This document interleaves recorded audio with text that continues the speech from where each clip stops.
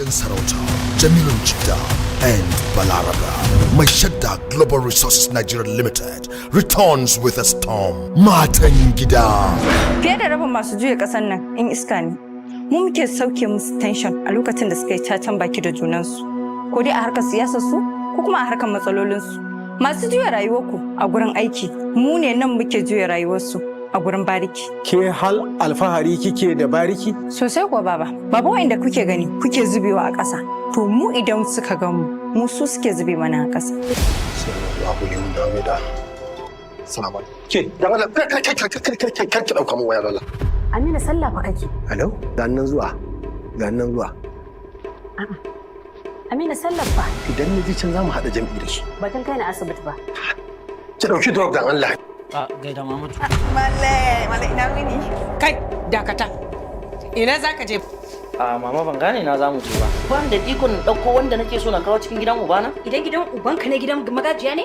To me maraban nan gidan da gidan magajiya? Na ce gaya min. Wannan kuma daga ina? Budurwar shi ce ya zo da ita, zai kwana da ita a gidan nan. Ke ki gaya min ina ne ba kya zuwa ki kwana? Amma ainihin iskanci na, ban taɓa zuwa da namiji na wuce na gifta gaban mama ba. Kai ne kare da kanka, da kan watsar da kanka da shaye-shaye. A gidan uwarwa nake shaye-shaye. Dole yaran nan sai sun saya min waya. Allah ki ji na gaya. Shikenan matsalar taka?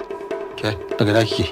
Dadi, biki muke yi. Kariya kike daga otal kike. Magaja kake. Wato kin koyi rowa ko? Rowa halin yan wuta ne. Yaushe kika fara kwana a waje? Yaushe aka fara bincike a gidan nan? Ba fara ba, ba wani bincike tura mun da ta. To fa kai ne ɗa na farko da aka taɓa cewa in zo mu gaisa da kai a gidan nan. Da fatan kuma za ka riƙe amana. Insha Allah. A dai riƙe amana. Kaga kai ne namiji na farko da ta fara kawo mu. Ba gaskiya bane. Shekiya yar shaye-shaye. Gwara ni shaye-shaye nake yi. Bana kawo uwata ta zube a gaban samari da ce ciwon ya tashi. Ni ba yadda fara bace. Wata babu budurwa ta zo gaisarwa gaya maka unfortunately da wannan nan ta yanke ciki ta faɗi. Yanzu haka muna asibiti. Ba ka ce da ka je gaida sarkarka ba, ta yanke ciki ta faɗi.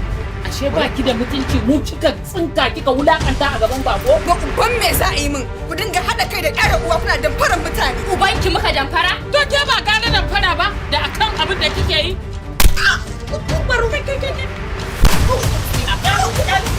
Me kika sha?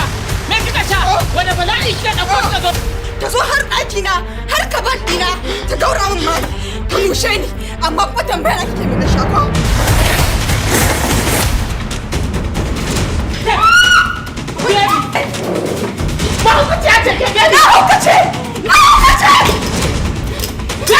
Matan gida. Unleashed by writer Ibrahim Berniwa. Engineered by the unshakable and unsinkable gentle giant producer Abubakar Bashir Mashadda. Matan gida. A season where frenzy, fury, chaos, clashes, crises, and crescendos are cemented, connected, and catapulted.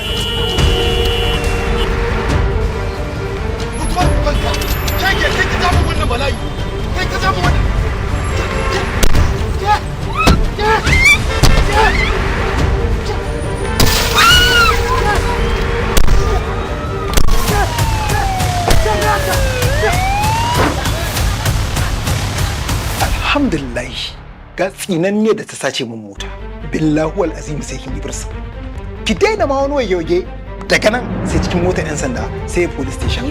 A da kaniyar ki dake. Ashe da mace ce ta sace maka motar ka ko?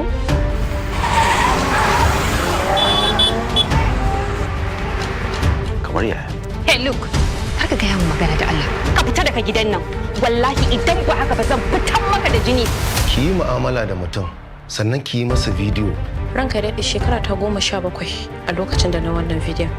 Ka ko ban da hankalin da zan san doka. Idan ka isa ka kashe wayan nan yanzu, ka ki tura kuɗin nan. Na baka minti 15 ka buɗe TikTok da kuma duk wani social media platform. Babu wani abu da zai kai ka trending a arewa. Ni ba zan iya baki naira miliyan 10 ba. Idan kuɗin nan ba su shigo ba, za ka zama celebrity na 'yan iska. Inna lillahi wa inna ilaihi. Ni ce? Ba ki bace, just go. Gani na zo yin mitin da kwamishina Hassan Gano da kuma babba taki. Mun ɗauko ki mun kawo ki dan ki ci arziki. Shine zaki bullo mana da hanyar cin amana. Arziki shine abin da zai bani a yanzu. yanzu ya fanshi mutuncinsa. Ki goge wannan bidiyon. In ba haka ba za ki kare rayuwarki a gidan yari. Za dai mu kare rayuwar mu a gidan yari. Game ɗin da kika ɗauko is very dangerous. Kuma sai in rasa gurin wanda zan karɓi shawara. Sai a wajen kawali.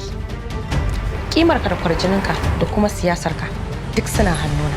Na baka awa 24 ka fanshe su ko kuma na barar da su. Ba zan bari ki rusa min sana'ata ba. Ina alfahari da kawalci, yayi min gida, yayi min mota, bugu da ƙari kuma na kai mahaifiyata aikin hajji. Ka kai da yawon bude ido. Wata wani irin wulaƙanci ne? Ku dinga kawo mutane gidan ku kuna sai da rashin lafiya mahaifiku? Wallahi dole yayi da damar samun ku a matsayin ƴaƴansa. Wulaƙantattu ƴan damfara. Ba da Allah shato. Na shige take. Ta ce wadda ta gudu da motarka. Wannan ba kawai guri ta samu fa take nema ta raina mutane hankali. Ni ma haka nake kallo an raina mun hankali.